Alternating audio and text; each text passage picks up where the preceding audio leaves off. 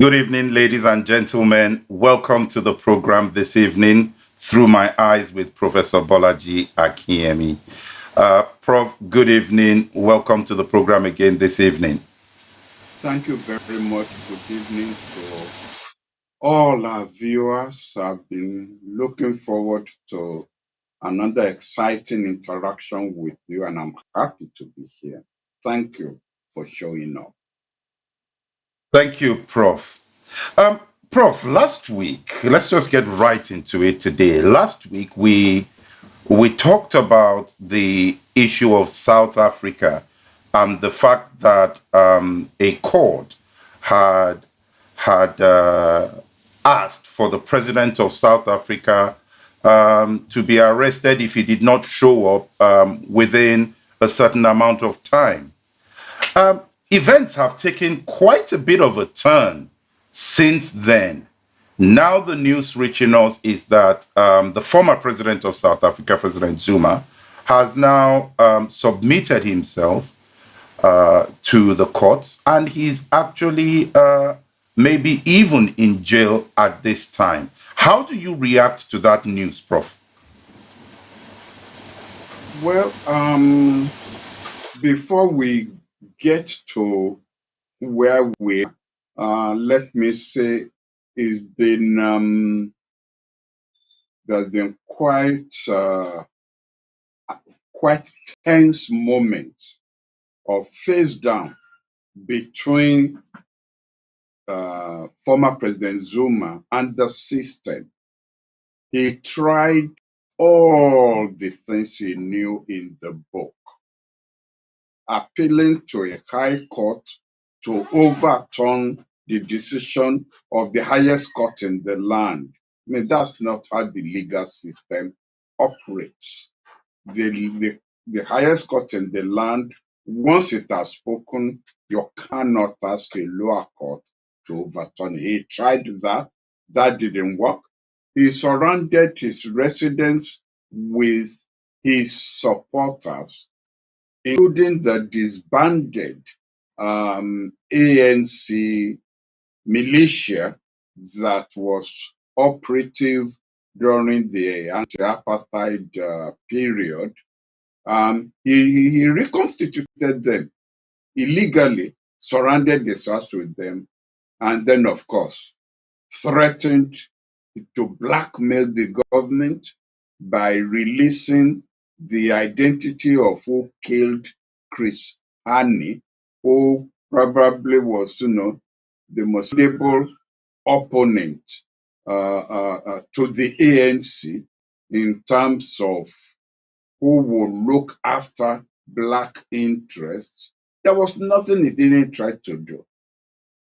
The government refused to back down. The ANC as a party said it will not interfere in how the legal system works.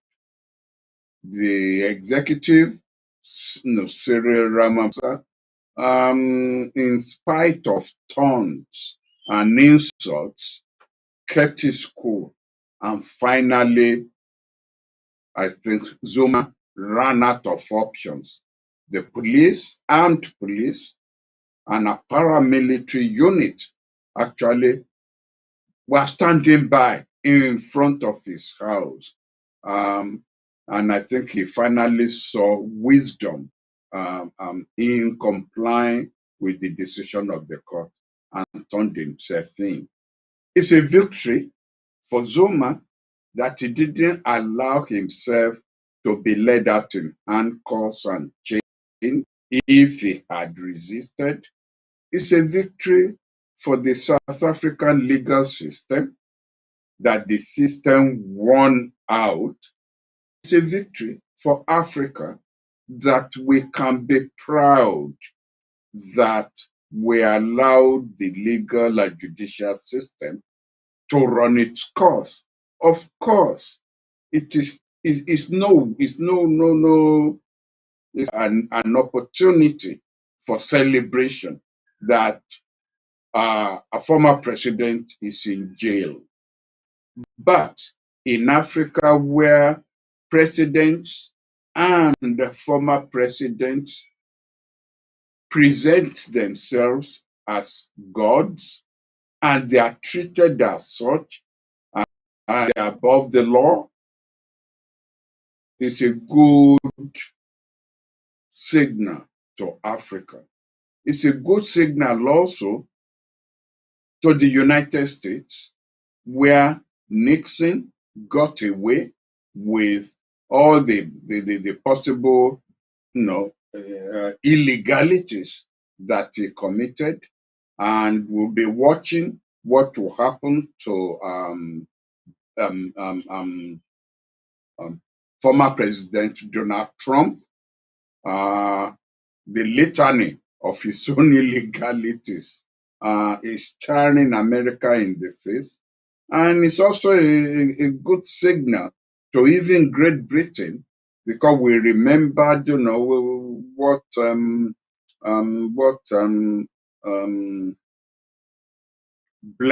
Tony Blair did in the Middle East.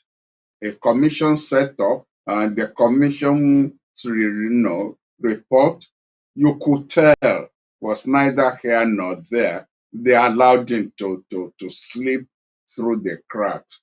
So we have something to report positively to the rest of the world.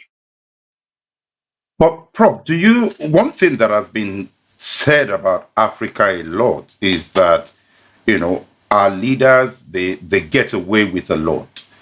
Is this enough to bring in systemic change in other African countries when they start to see this kind of signal? Or would they just consider, well, he was the unlucky one in this situation? Well, Zuma is not first African president, actually, to be sent to jail. Hissène Habré, who was once president of Chad, whom I had, I would say, the misfortune to interact with. He was a very despicable character. Really, that such a man could have become president. But then, he shot his way into power anyway. But he's in prison in Senegal. He was also be taken before the International Criminal Court. But, the African Union had actually set up a system that allows for former presidents to be tried within Africa. And Senegal, operating under that system, tried him for crimes against humanity. And he's serving time in a Senegal. So we are getting there, I must say. It will be, I think this will be a good signal. This may encourage judges to be brave and courageous in the way they will handle cases like this. But don't forget, at the end of the day, the government of the day must still take that political decision to proceed on the legal system.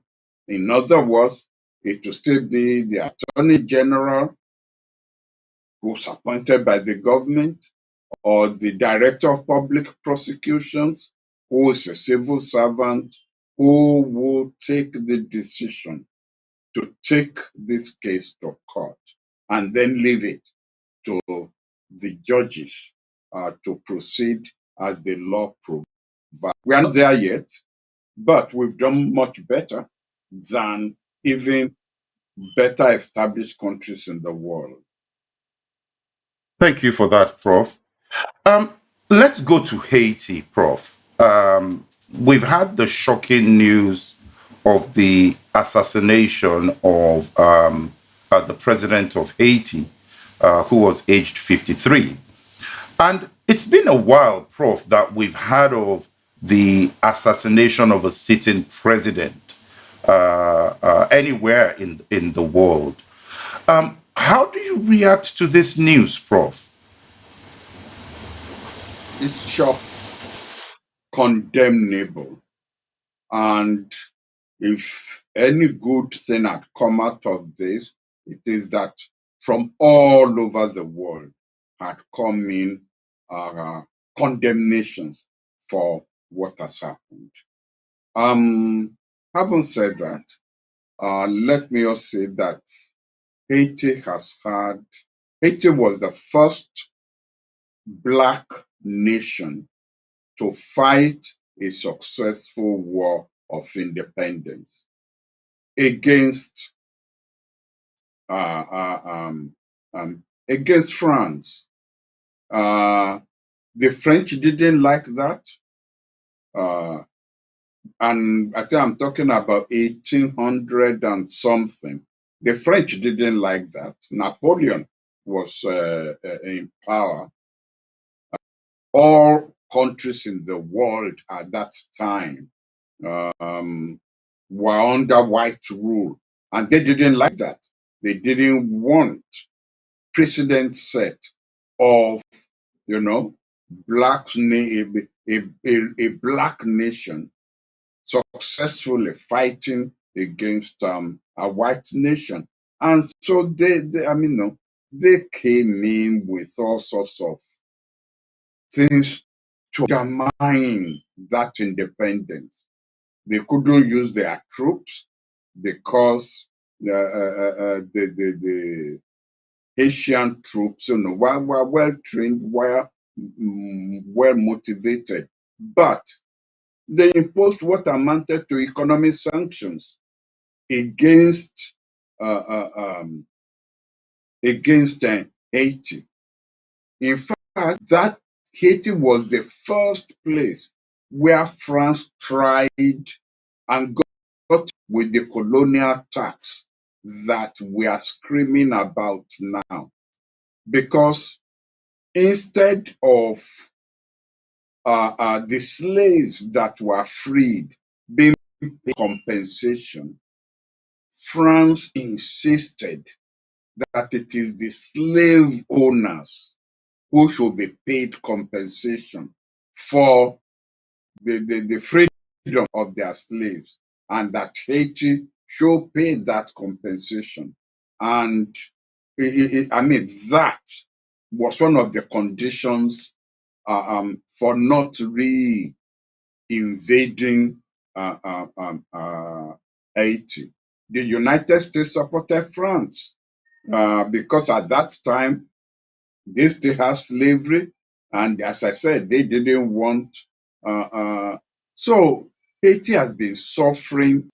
Haiti has never been allowed to grow. Let me just put it that way.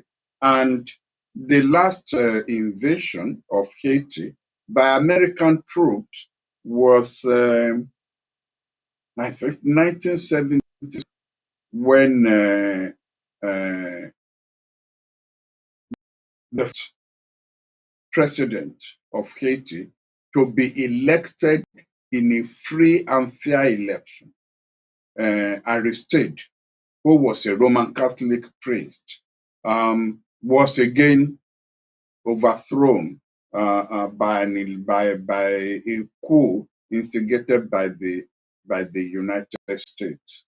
So Haiti has gone through a lot. And the United Nations is also one of, you will expect that the United Nations that is based on the highest and most noble moral principles also let down Haiti, because when United Nations peacekeeping forces were sent in the 1970s or thereabouts, the anyway, one of the Asian contingents either Fiji or where the Gurkhas come from. Anyway, they came in, and well, it wasn't deliberate, but you see, Haiti has been free of cholera, and so they had no immunity to it. One of the United Nations peacekeeping contingent, their camp had a cholera epidemic, and that got into the water system of Haiti.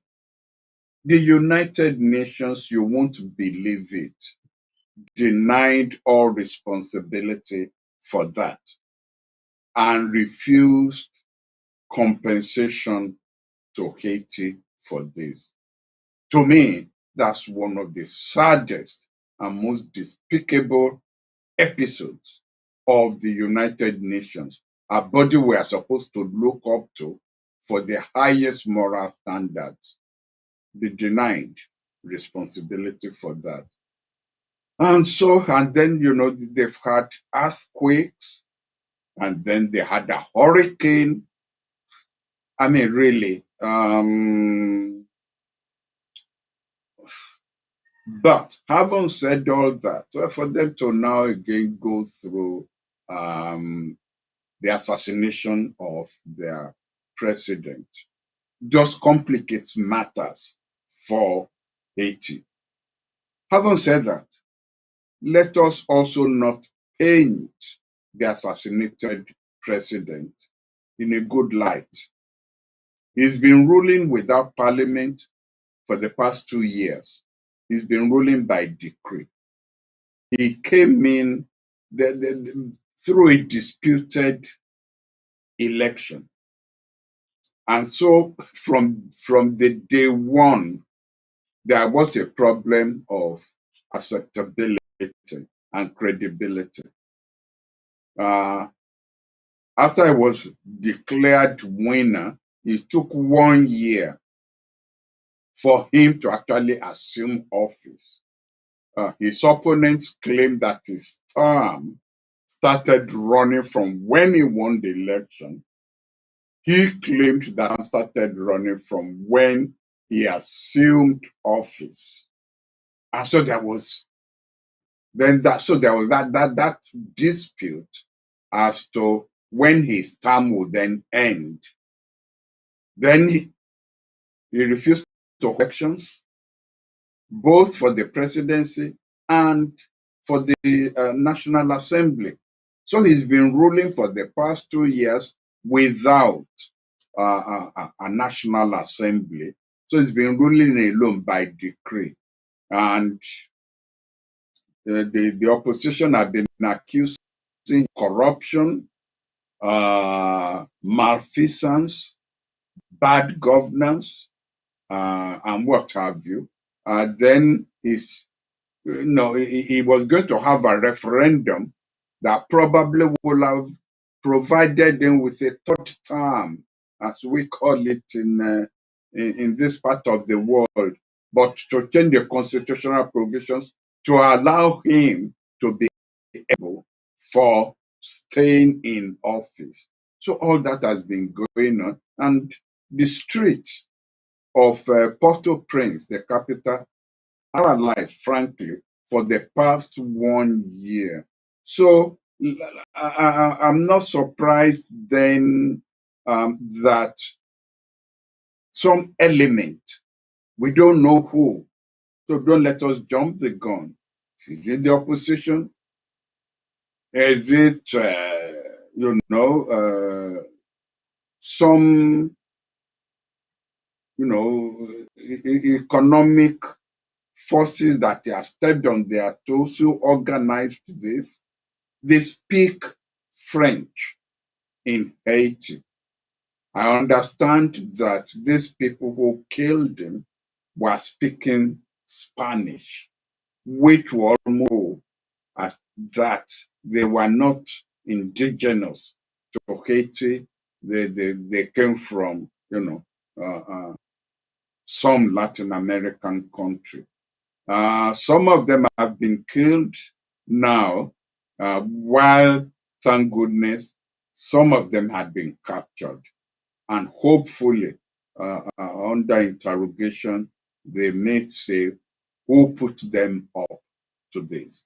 But assassination of sitting presidents should never be condoned under any circumstances as a way of resolving political disputes. Prof, there's a But point. sitting presidents also should never push to the situation where it is something like this that then gets activated to resolve political disputes. Prof, some have talked about the fact that this particular assassination was not something that was done on the streets during a parade or something, but this was done in the house where he was.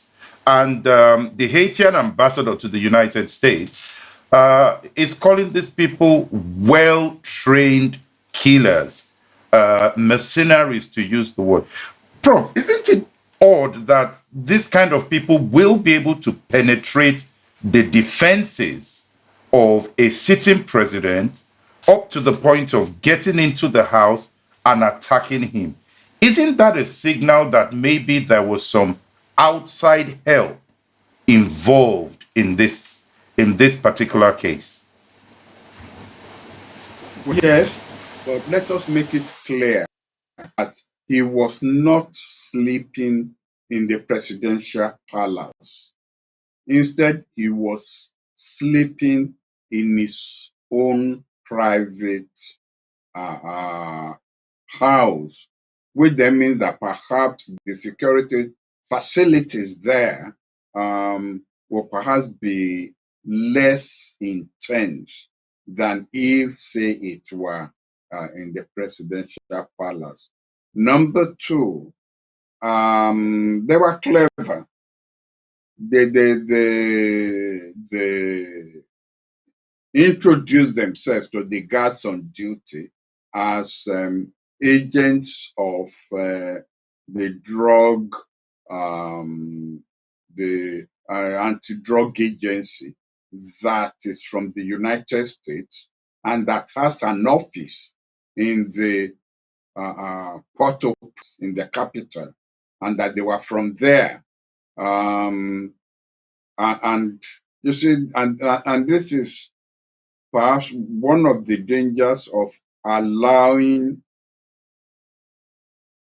a governmental agency from a foreign country to operate from your soil, because then your security forces get used to their presence and their operation.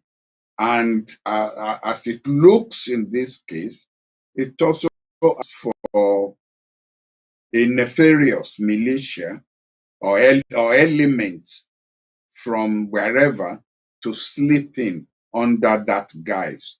If the United States NDLA office were not in Haiti, then you couldn't come and pretend to be coming from that office in the middle of the night. But you know, until something like this happens, you don't train. There's no way you can train all your own security agents for all possible eventualities, because you yourself cannot conceive that something like this, that this will be the excuse they will use. I mean, obviously, from now on, they will train their own defense forces to say, even if the man claims to be angels from heaven, shoot them down first, and we will clear up the mess later. Thank you for that, Prof.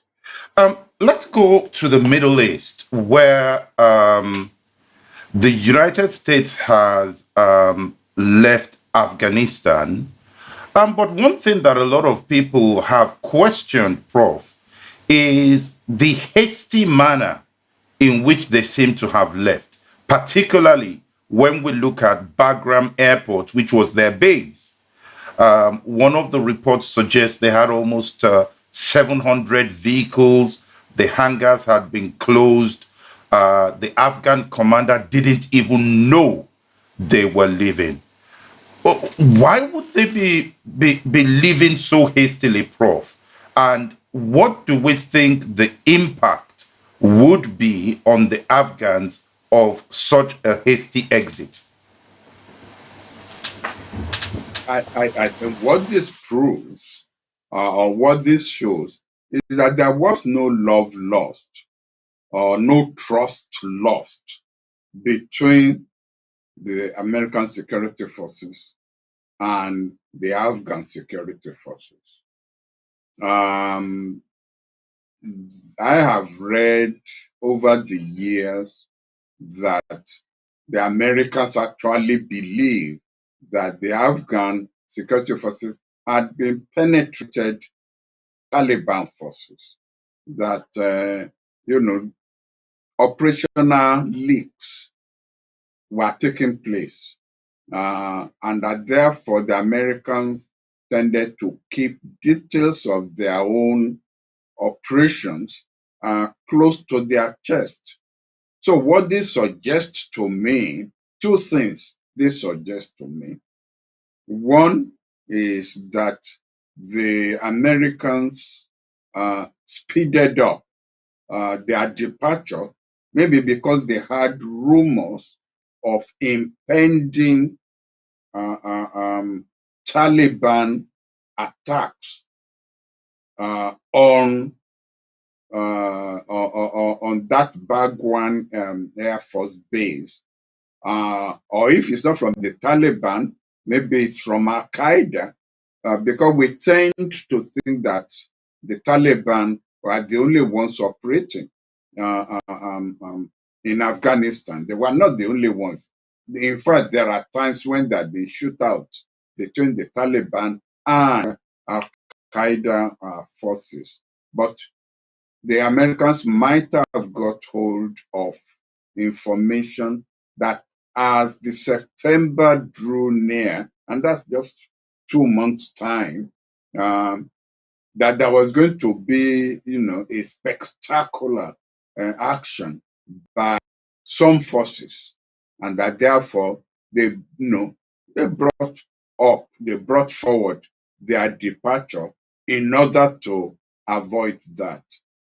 Secondly, they didn't tell the commander or the Afghan commander on the base, simply because they didn't know who to trust. Therefore, they left, and the reason they left so much equipment behind was to forestall anybody watching, who, if they had decided to evacuate all their equipment, then the word might have leaked out. But since there were so many trucks still left behind, then you wouldn't suspect that departure time had been moved forward. That would be my own interpretation of what took place. Prof, there's a question here that talks about the fact that now that the US has decided to leave and they've left, even though they're leaving about 600 or so troops there, what is this going to mean for the Afghan political class? And what does this mean? Does this what do they need to do to bridge this vacuum that the Americans have left? Now, looking at the Afghans themselves, because President Biden has just said that the future of Afghans is with the Afghans, something that they alone can decide. Can they do it themselves? Well, they will have to. The Americans were there for 20 years and they couldn't get the Afghans to ship up or keep up.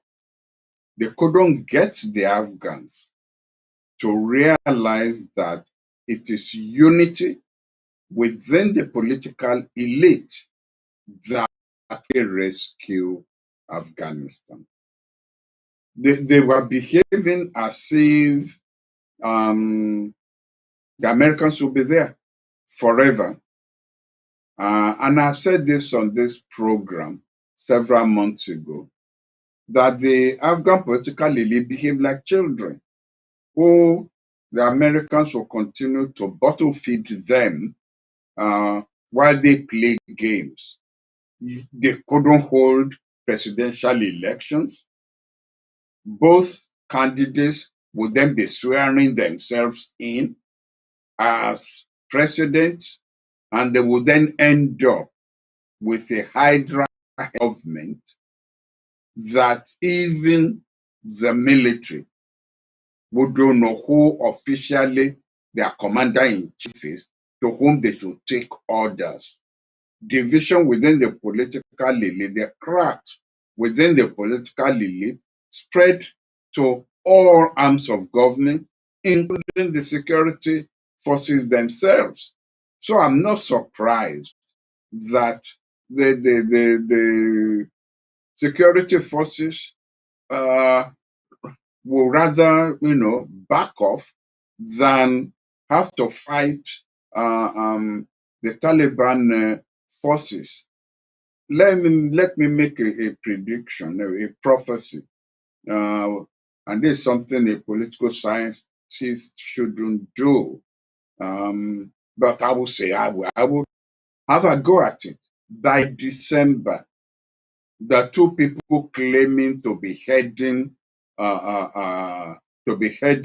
the government of Afghanistan will not be in Kabul. They will have fled to Europe in exile. But then this is part of the situation they created for themselves. Americans were not going to be there forever and be paying not only in blood, but also in resources for a government that seems ungovernable. I mean, for a country that seems ungovernable, simply because at least in a lot of countries, in low income or medium income countries, yes, there were disputes over elections. It then it usually go to the Supreme Court, and the Supreme Court, rightly or wrongly, will say, well, it is so and so who's won the election. And everybody would then pipe down until the next time. The Afghans never got that far.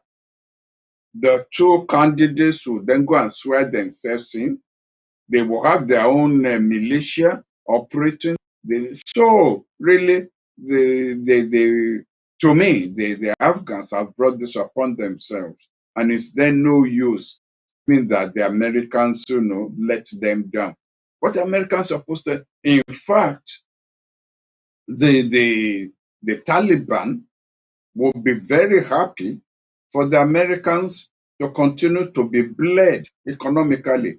Billions America spent in 20 years, billions, fighting in Afghanistan.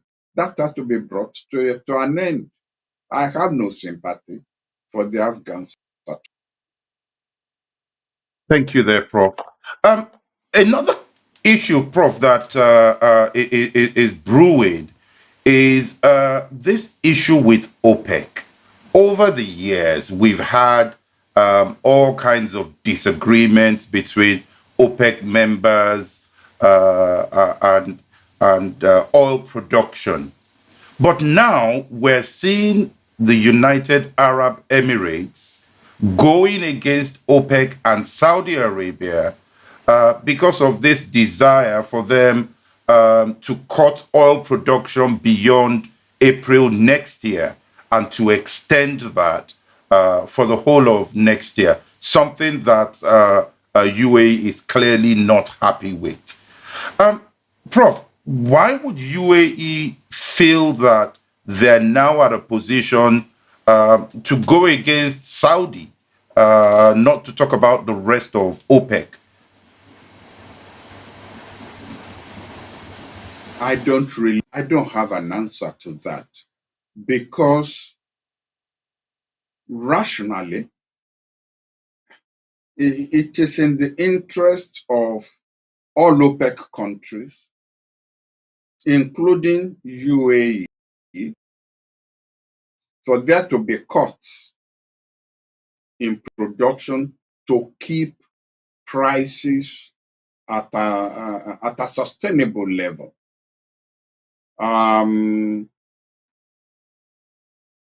If there is no agreement and the market gets flooded, are going to come down. And a lot of countries are going through hard times economically, in terms of, inadequacy of resources,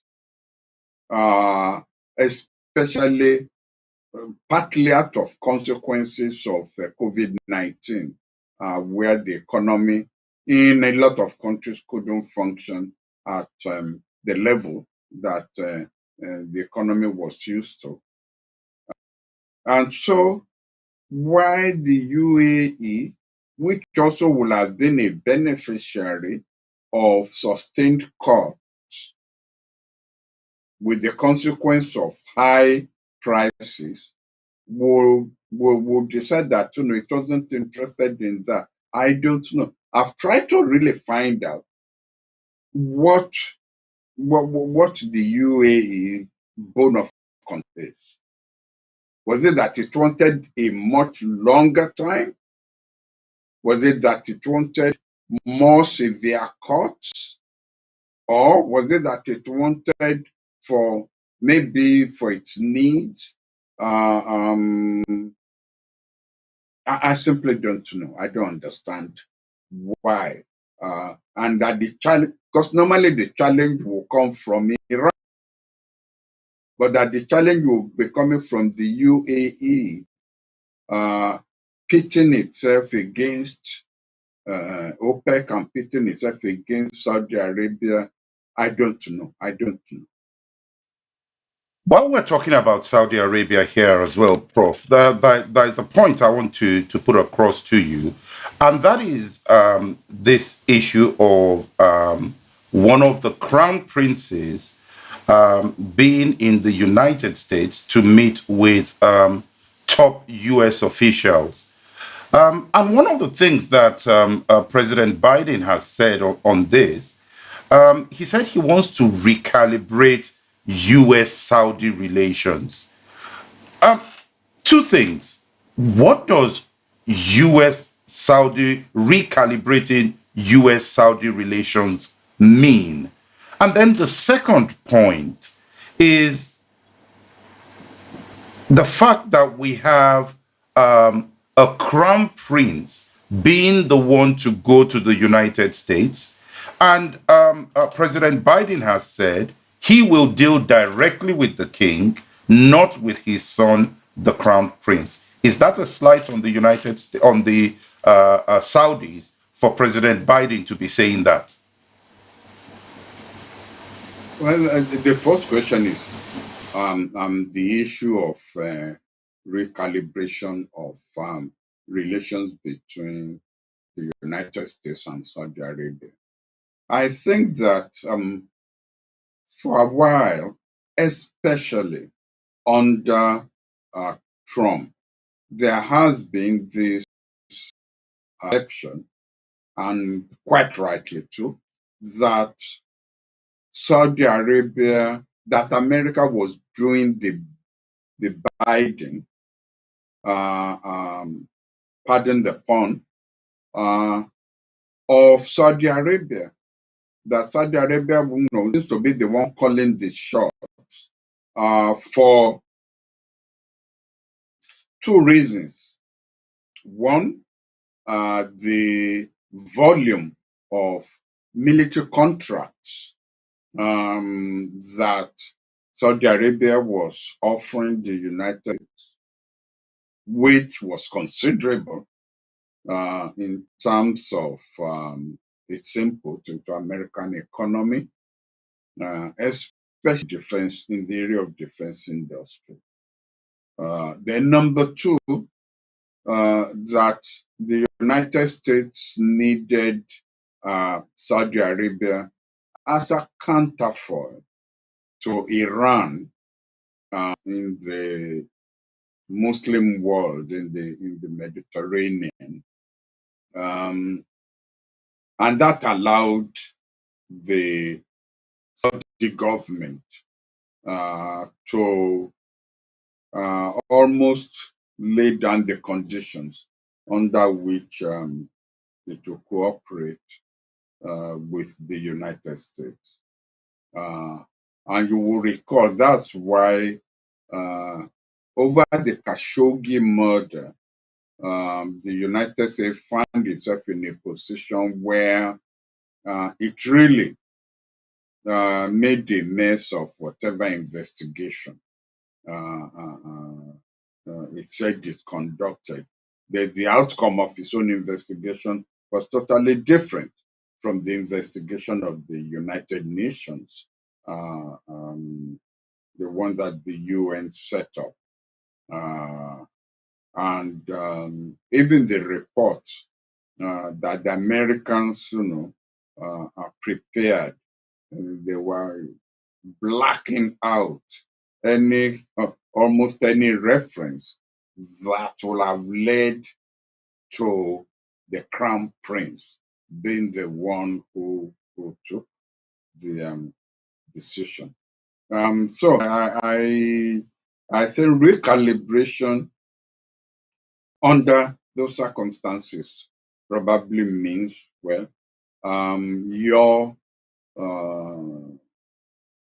your military and defense contracts will not dictate to the United States what the United States should do in the Middle East, and also in the way and manner in which you deal with the dissidents within Saudi Arabia itself. I mean, if President Biden is going to fulfill his pledge that democracy and human rights will be part of the cornerstones of American foreign policy, then that's not, they are not going to look too kindly with the kinds of things that a monarchy, and an autocratic monarchy for that matter, does in order to sustain itself.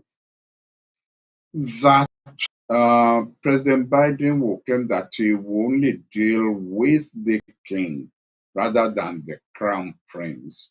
Yes, it's a slap in the face for the crown prince. It's cutting him down to size, because the relationship between the United States and Saudi Arabia should not be a one-way. There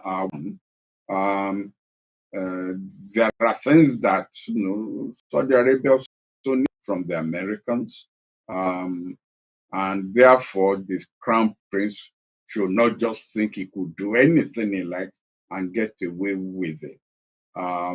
However, this has limitations. The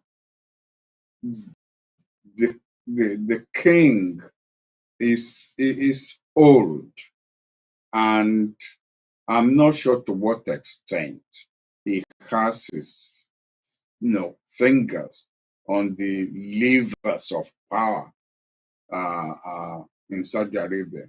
I think it's the crown prince who does. So to what extent then can the United States hold the king to whatever commitment he makes in his discussions with President Biden, when back at home is the crown prince who is really in charge of running the government. There are bound to be complications, and we will just see how far that goes. Prof, there's a question here that the United Kingdom has decided that come 19th of July, just some days away now, that they would be lifting all bans on all restrictions, all lockdowns. And some scientists have called it dangerous and unethical to be reopening the United Kingdom in that manner. What are your views on that, Prof? Oh, I think this is another issue I should refrain from, because from commenting on, because I'm not a scientist, and I'm just as confused as what is the best way forward in dealing with COVID-19 and its variations, Delta, 2, Delta 1, or what have you. So I don't know who is right and who is wrong. We could try to learn from India that declared victory and its conquest of COVID-19, only for COVID-19 to come roaring back in India. And we've seen the consequences of that. At a time when we're all told to be on the alert against the Delta variations of COVID-19. That I think is it number 3 now, running all around the world. Is that the right time to declare that the issue is now under control, that COVID-19 is now under control? Caution would dictate that such a decision may be precipitous, that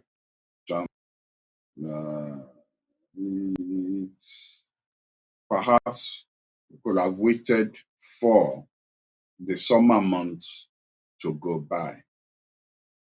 However, a prime minister or a government that wants to put the economy first, even at the expense of human lives, will probably be prepared to take a risk in the hope that it will get away with it. I think we should just let the debate continue between the government and the scientists, and wish everybody luck. Well, we are in that space, so we need all we can get to remain safe. You need prayers. You need prayers. And from this side, we will be offering you the prayers. We'll take that gladly. There's a question here. Estonia has condemned Russia for detaining one of its diplomats in what they have described as a setup to make this diplomat look like a spy. And they have referred to this as another occasion of Russia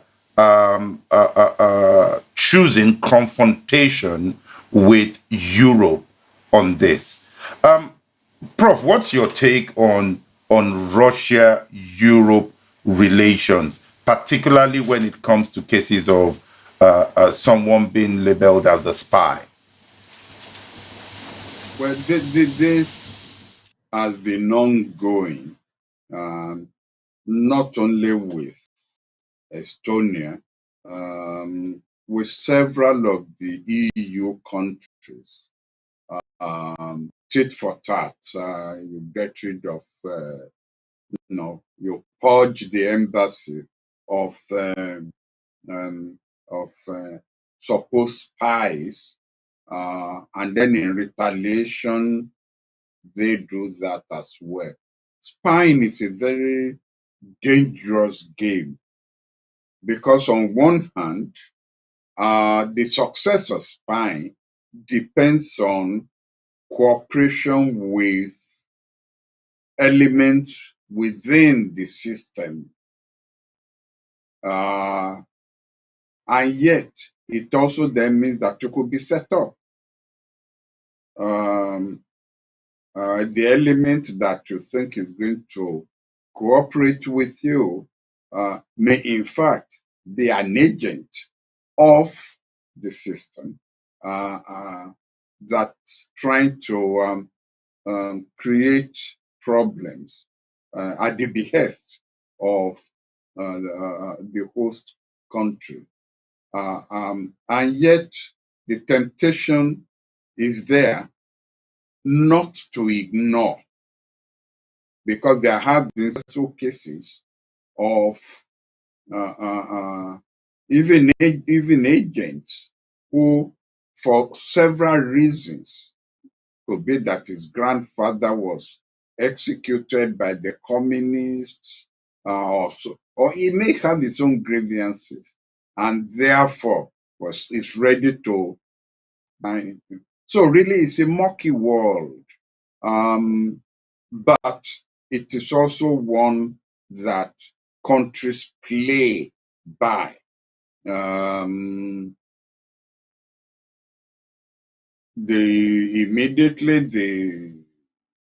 You always respond by saying, "Oh, this is a provocation. We are being set up." While the other side claim it caught a spy in a counter intelligence operation, and then you end up expelling each other and ruffle the waters quite a bit, and then you settle down to business as usual. But I think that the relationship, between Russia on one hand and the European Union on the other hand, or NATO countries on the other hand, is one that has been unsettled since the Crimea issue took place and the invasion of that part of Ukraine took place. And as long as Putin is there, who wants Russia to be treated with respect by the EU, while the EU is not prepared to accept Russian aggression, aggressive tendencies towards Europe, you are going to have issues like this. At times, it will manifest itself in the attempt by Russian agents to poison dissidents abroad. At times, it will manifest itself in Belarusia, forcing down that plane and taking dissidents off the plane, which is a violation of international civil aviation rules. At times, it will manifest itself in what we've just referred to, arrest and detention of consular and diplomatic agents under any charges you want to level against them. This will continue continue to show irritation in the relationship between Russia and the rest of Europe. Thanks for that, Prof. There's one last question in the 2 minutes we have left, Prof, that I want to put to you. This is from the president of Uganda. He's made a statement recently at an event called the Africa Integration Day, and there's been some tweets that he's put out. Prof, I want to get your reaction to this. He says, when Europeans decide to unite, they start wondering what language should we speak? Italian, Spanish, English, Dutch, German. But in Africa, we can use Swahili, which is a neutral language to unite us. It is non-ethnic, belongs to nobody. What do you say to that, Prof?